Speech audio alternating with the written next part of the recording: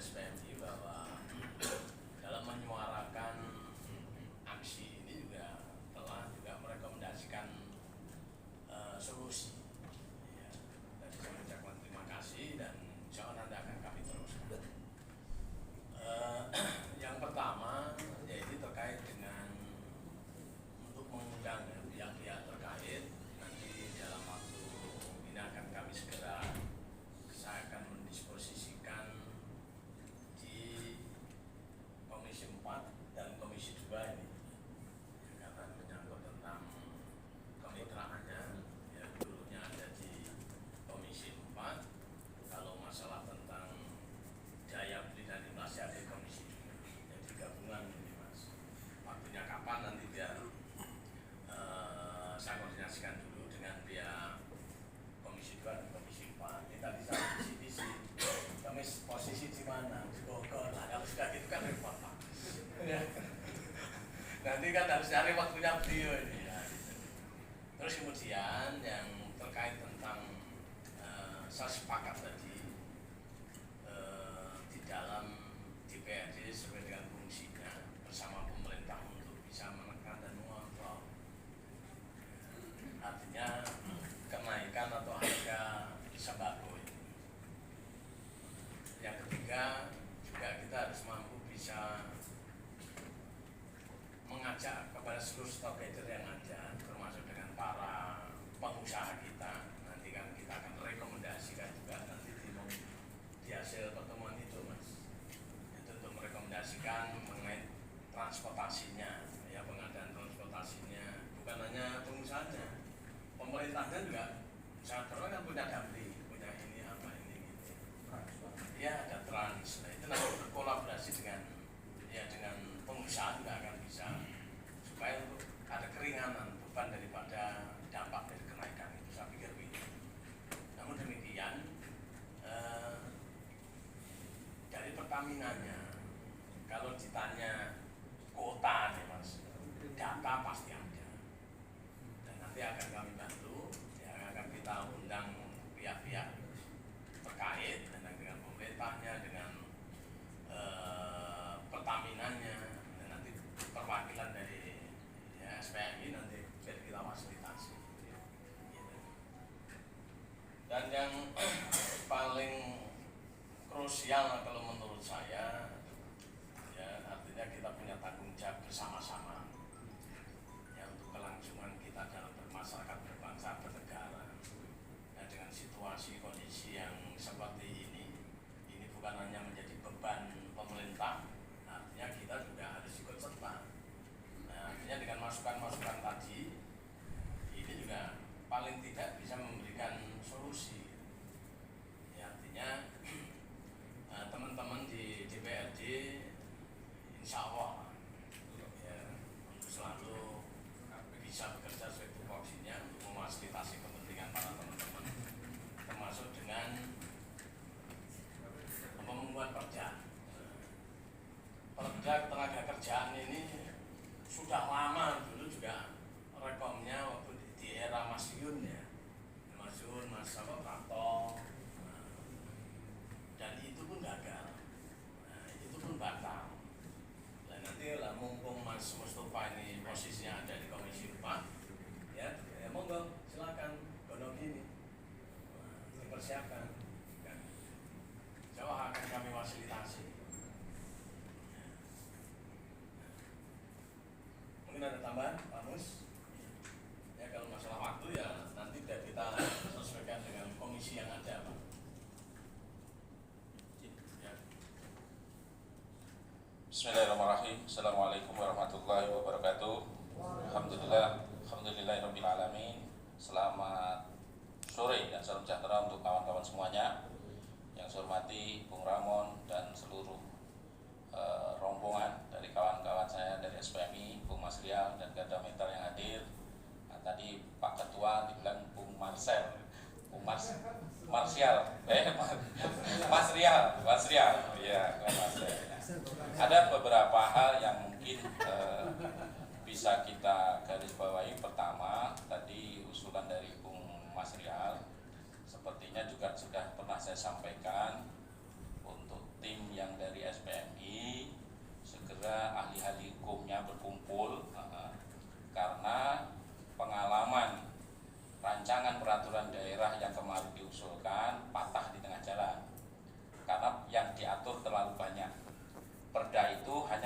satu substansi.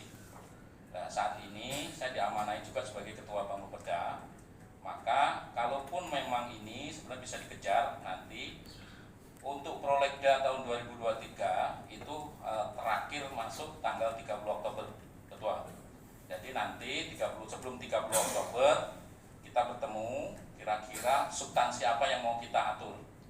Ada beberapa masukan sebenarnya, khusus saya bicara pada untuk aturan yang nantinya bisa mengadopsi apa-apa yang mungkin bisa didapatkan oleh pekerja. Contoh hari ini ada uang sekitar 20 sampai 25 miliar yang menurut saya penggunaannya masih kurang maksimal dan optimal. Outcome-nya untuk pekerja tidak ada. Contoh itu adalah dana IPTA. Pelatihan sudah beribu-ribu orang kita latih, tapi sampai hari ini juga tidak tahu kemana yang dilatih, diserap atau tidak. Apakah itu nanti dengan perda terbaru kita bisa masukkan untuk kegiatan yang lain? Karena memang aturannya itu hanya untuk pelatihan. Apakah nanti ada kegiatan yang memang kita bisa masukkan ke sana melalui aturan terbaru itu? Itu yang pertama. Yang kedua, tentang perda tentang pengupahan, karena sekarang sudah muncul undang-undang cipta kerja, maka turunannya tentu kita harus baca hierarki aturan. Seandainya kita nanti saya yakin ini pasti ada dampak. Minimal 2023 itu kenaikan upah harus di atas 30%. Karena kenaikan BBM Pertalite itu sudah di atas 30%. Belum nanti ditambah dengan inflasi yang ada berapa. Karena pada posisi ini kisaran naiknya harus sekitar 30 sampai 45% minimal. Maka pada posisi ini kalau kita akan mengikuti PP 35 ya untuk pengupahan 36, PP 36, maka tidak akan ketemu. Kenapa? Inflasi yang dipakai adalah inflasi nasional. Inflasi nasional. Nah, ini akan tetap upah itu pasti di kisaran 10%, di bawah 10% nanti naiknya. Maka ini harus betul-betul kalau memang teman-teman ingin meninggalkan jejak sebuah aturan yang baik yang nanti kita digunakan oleh anak-anak kita, maka kita buka pintu sebelum nanti tanggal 30 Oktober untuk substansi apa yang akan diatur itu kita sepakati, baru kita akan bikin naskah akademiknya seperti apa. Tanggal 30 kita paripurnakan menjadi salah satu prolegda yang akan dibahas di 2023. Jadi tahapannya nanti akan jelas. Itu yang mungkin untuk aturan, tapi masalah substansi, apakah upah, apakah ini, maka kita harus bertemu. Karena ada hal-hal lain yang bisa diatur. Contoh tadi, ada usulan apakah transport itu setiap perusahaan dengan kondisi yang ada itu bisa dipaksa untuk diadakan. Ada perusahaan sudah mengadakan, ada perusahaan yang belum mengadakan. Kenapa? Dia bicara aturan. Aturan di atasnya itu memang membolehkan untuk tidak memberi, bentuknya uang. Nah, ini kalau kita masukkan dalam satu aturan, tentu itu menjadi sebuah kewajiban yang harus dilaksanakan. Kalau itu nanti edaran, tentu ada yang menjalankan, ada yang tidak. Tapi untuk saat ini sebagai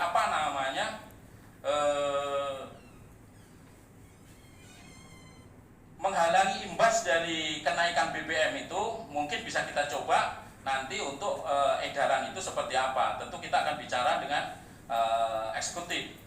Dan yang ketiga, mungkin ada hal yang dalam waktu dekat kami berpikir semoga aja Presiden Jokowi berubah pikiran untuk tidak tetap ini naik. Kalaupun ini tetap naik, ada bantalan sosial yang jumlahnya sekitar 24 triliun. Kami pengen tahu Batam dapat berapa bantalan sosial itu. Batam itu dapat berapa kira-kira alokasi dari DAK DAW-nya untuk khusus, ada beberapa kan ada penambahan untuk para pekerja berapa yang ngatur, domain ngaturnya itu ada di pusat atau di daerah. Kalau domain pengaturnya ada di pusat, kami juga nggak bisa apa-apa. Kami nggak bisa apa-apa. Kadang kalau domainnya itu dititipkan di APBD kota dan disnaker kota atau yang akan mendistribusikan ke masyarakat, sebenarnya itu yang paling bagus. Tapi selama ini distribusi itu langsung dihandle oleh pusat. Bahkan ada, mohon maaf nih, saya sampaikan, ada mafia-mafia penerima bantuan untuk prakerja itu mengumpulkan KTP dan orangnya nggak jelas. Nah, ini. Yang terakhir tentunya ini menjadi keprihatinan kita bersama, bahwasanya kenaikan BBM ini pas juga di bulan September dan kita juga habis pesta hari ulang tahun kemerdekaan. Kita mendapatkan kado termanis hari ini, kenaikan BBM 30%, multi efeknya yang nanti memang luar biasa. Ya tentu kami sangat menghormati aksi teman-teman, bumbung semuanya, rekan-rekan saya di pergerakan. Tapi pada posisi ini saya berharap bahwa ada hal yang nanti kita bisa tindak lanjuti, karena memang tadi sudah disampaikan oleh Ketua KC Bung Ramon bahwasanya sudah memahami bahwa ini kebijakan nasional. Kami di daerah tentunya ada dua opsi.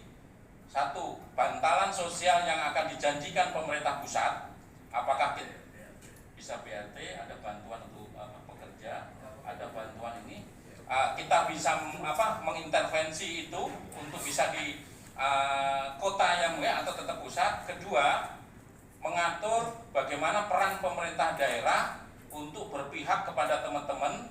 Bentuknya adalah sebuah aturan, bukan hanya sekedar edaran atau hal-hal lain yang bisa sewaktu-waktu tidak bisa dilaksanakan. Mungkin itu aja pimpinan. Terima kasih. Assalamualaikum warahmatullahi wabarakatuh. Pak Em, mungkin bisa saya ini ya, supaya pertama mungkin saya ucapkan terima kasih kepada teman-teman bahwa kami di PRD apa yang disampaikan oleh Pak Mus ya pada prinsipnya itu memahami dan mengerti situasi dan dampak daripada BBM. Makanya tadi saya bilang demonya PMI termasuk mewakili kita semua. Ya. Cuma satu sisi memang lembaga DPRD ini kan bagian daripada pusat pemerintahan. Separuh itu bagian dari pemerintah, separuh wakil rakyat. Kan gitu ya. Lah, pemerintah itu dari nasional sampai daerah. Nah, kalau kami langsung teriak atas nama DPRD menolak, itu kan sama dengan lapor diri sendiri. Ya kan? Maka dengan aksinya panjenengan itu kami juga ya wes sana sing mewakili. Namun demikian, aspirasi daripada teman SPNI nanti kami teruskan. Nanti yang tertulis tadi dibacain akan kami teruskan. Terus kemudian yang kedua, DPRD akan mendisposisikan nanti kepada komisi terkait, baik komisi 2, komisi 4, ya agar mengadakan atau menjadwalkan RDP gabungan ya dari kedua ini dengan mengundang teman-teman dan mengundang antara pemerintah dan Pertamina. Nah, nanti di sana biar dikorek isinya, Mas. Nah, termasuk membicarakan tentang